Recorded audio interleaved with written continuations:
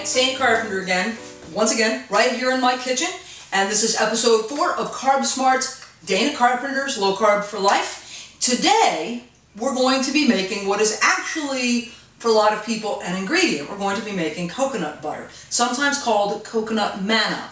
Now, first of all, please understand, coconut butter is not the same thing as coconut oil. I have called for coconut butter in some recipes in the past, and people have tried making them with coconut oil and gotten a completely inedible result. So don't do that. Coconut butter is to coconut what peanut butter is to peanuts. Okay? It's basically just ground up coconut.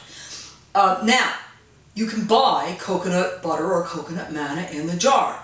Currently, at my local health food store, it's running $12 to $16 a pound.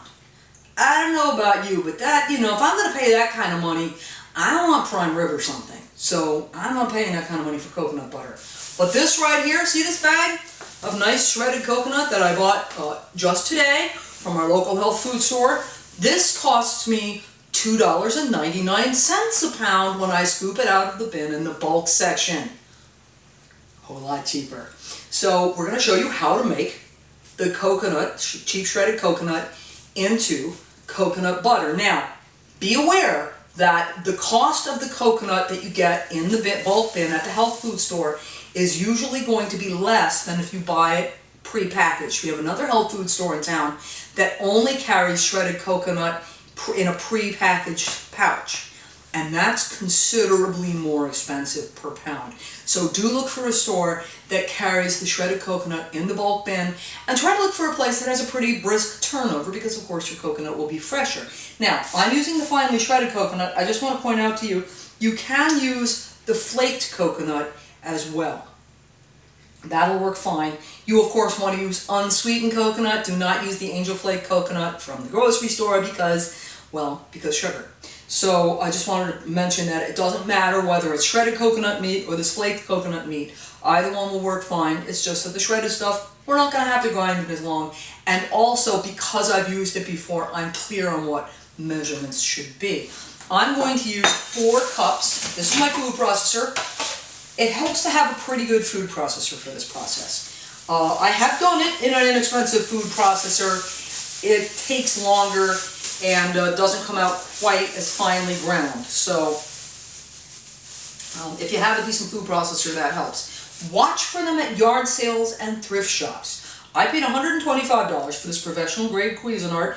I bought it off of Amazon.com, new in the box, and about a month later I saw a perfectly good Cuisinart with all the discs for $25 at the Goodwill. I wanted to weep. So keep your eyes open, because there are used good quality food processors out there.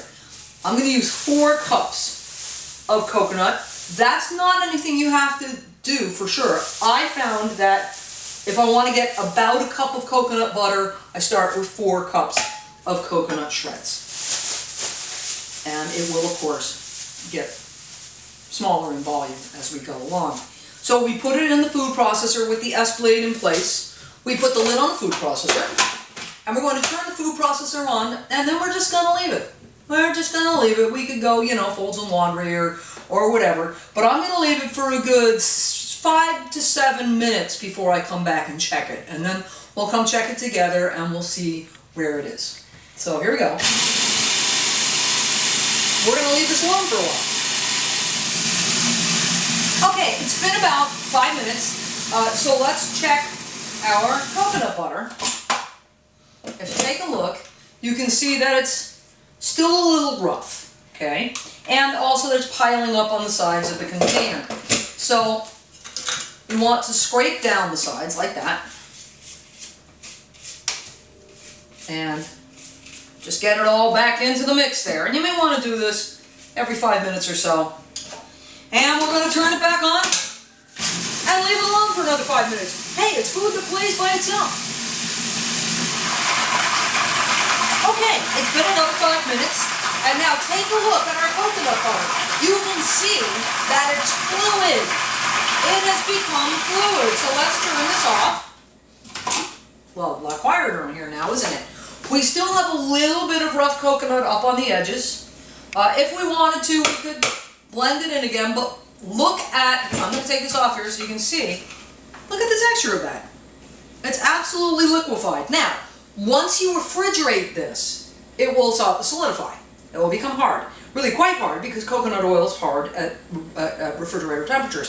But even if you let this cool to room temperature, it will become less fluid and be more like a peanut butter texture.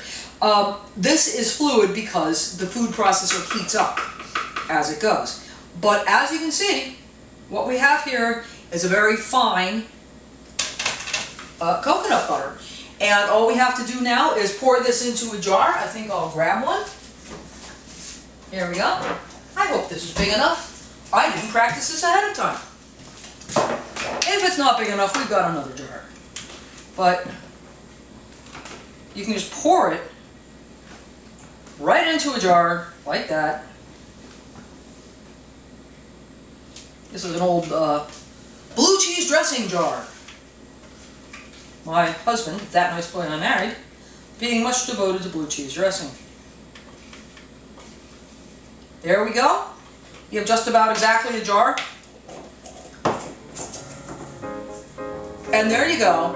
Coconut butter for $2.99 a pound.